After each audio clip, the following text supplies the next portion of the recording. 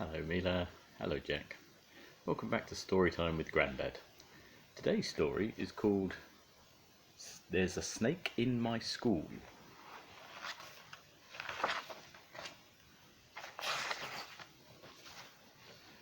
Mr. Bright had told all the children in his class it was Bring Your Pet to School Day. Everyone rushed into the playground to meet the animals. There was a stupidly cute gerbil, a tiny goldfish, a fat cat, a 100-year-old tortoise, and a tall dog.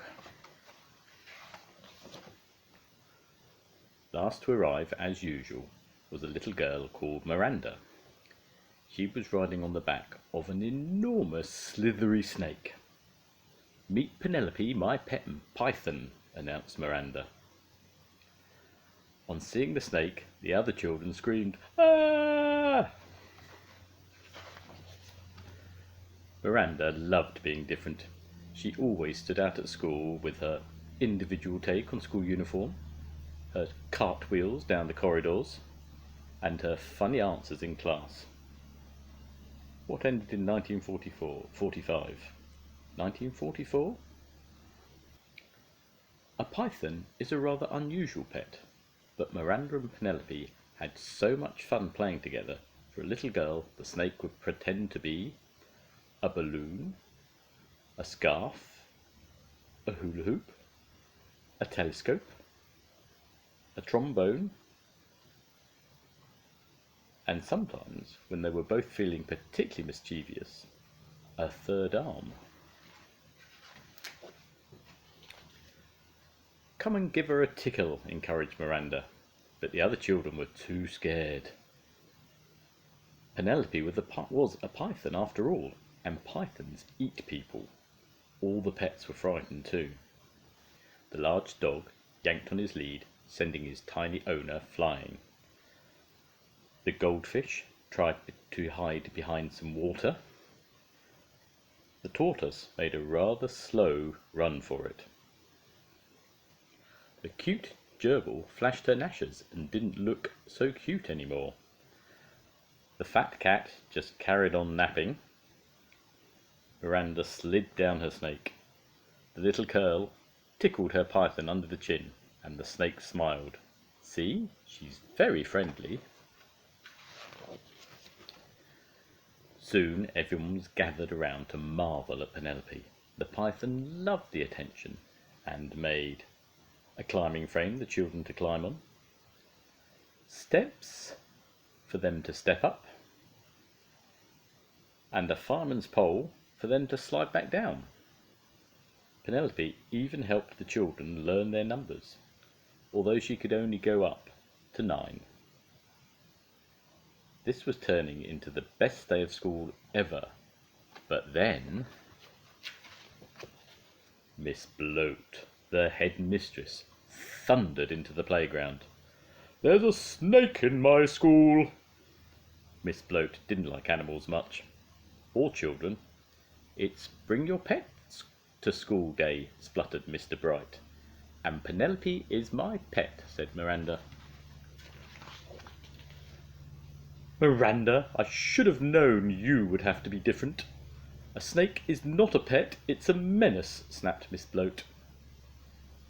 "Mr. Bright, all these filthy beasts are confiscated." All the girls and boys shouted "No!" as the headmaster stuffed their pets into the lost property cupboard. Except for Penelope the snake. Miss Bloat had other ideas for her. "This disgusting thing is coming with me," bellowed the headmistress. With that, she dragged the poor python along the corridor to her office. "Where are you going to put Penelope?" asked Miranda. "In the bin." Miss Bloat crammed the snake into her bin and slammed the lid shut. Then she plonked herself down on top so the python couldn't escape. The bin rattled and rattled, but Penelope was trapped.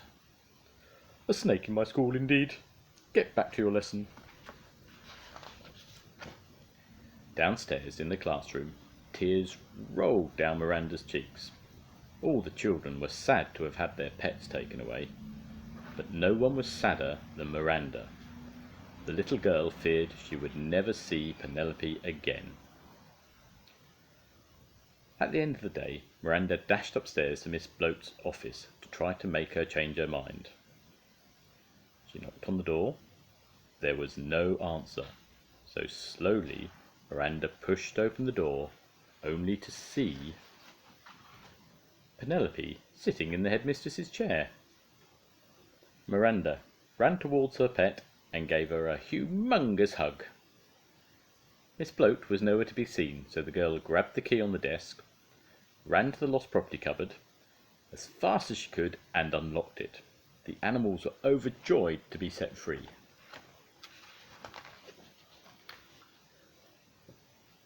Then Miranda and all the pets slid down Penelope's back into the playground.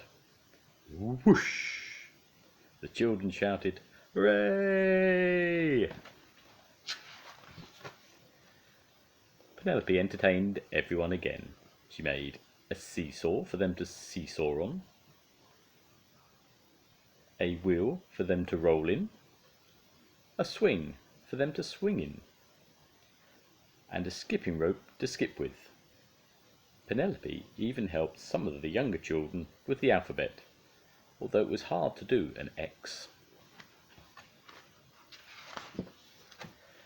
As for Miss Bloat, she had completely disappeared, so Mr. Bright was made headmaster. Now the children were allowed to bring in all their favourite animals whenever they wanted. The school became home to every sort of fantastic creature.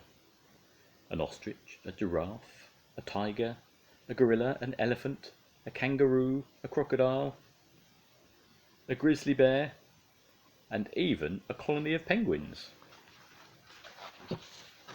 But the star attraction was always Penelope, though Miranda had noticed there was something different about her python.